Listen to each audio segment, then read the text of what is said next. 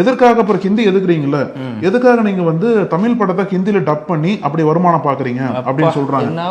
இது பல ஆண்டுகளுக்கு முன்னாடி ஹச்ராஜா கொடுத்த விளக்கம் தான். அப்பயே வந்து நிறைய கவுண்டர் பண்ணிட்டாங்க.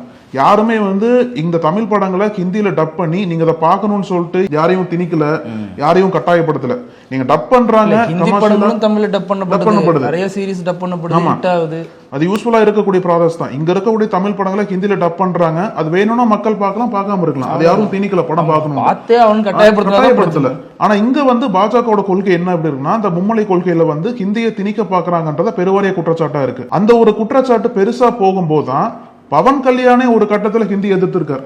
ஒரு 4-5 வருஷத்துக்கு முன்னாடியோ 6 வருஷத்துக்கு முன்னாடியோ ஹிந்திய கோபேக் ஹிந்தின்னு போட்டு பவன் கல்யாணே ஹிந்தி எதிர்த்து இருக்காரு. நம்ம தமிழ்நாட்டை பொறுத்த வரைக்கும் ஸ்டாப் ஹிந்தி இம்போசிஷன் அப்படிதான் இருக்கும். ஹிந்தி திணிப்புக்கு தான் எதிர்ப்பு பண்ணுவோம். அவங்க டைரக்டா ஹிந்தியே வேண்டாம் கோபேக் ஹிந்தி அப்படின்ற ஒரு ஹேஷ்டாக பயன்படுத்தி பவன் கல்யாணே ஹிந்தி எதிர்த்து இருக்காரு. தெலுங்கு தான் முக்கியம் அப்படின்ற மாதிரி ஸ்டேட்மெண்ட்ல ஒரு 6 வருஷத்துக்கு முன்னாடி கொடுத்திருக்காரு.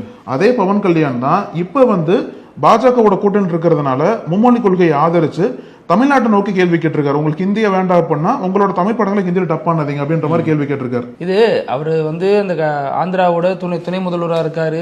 ரெண்டாவது அவருடைய கட்சி ஜனசேனா கட்சி அதனுடைய 12வது ஆண்டு விழால தான் இதெல்லாம் பேசுறாரு. இதுல வந்து பேசின உடனே கனிமொழி உடனே ரியாக்ட் பண்றாங்க திமுக எம்பி. இவங்க என்ன சொல்றாங்கன்னா, நீங்க ஏற்கனவே கோபேக் ஹிந்தி எல்லாம் போட்டீங்க, நீங்க வந்து இதெல்லாம் பேசலாமாங்கிற மாதிரி சில ஆதாரங்களோட அவர் போட்ட ட்வீட்டோட எடுத்து போடுறாங்க.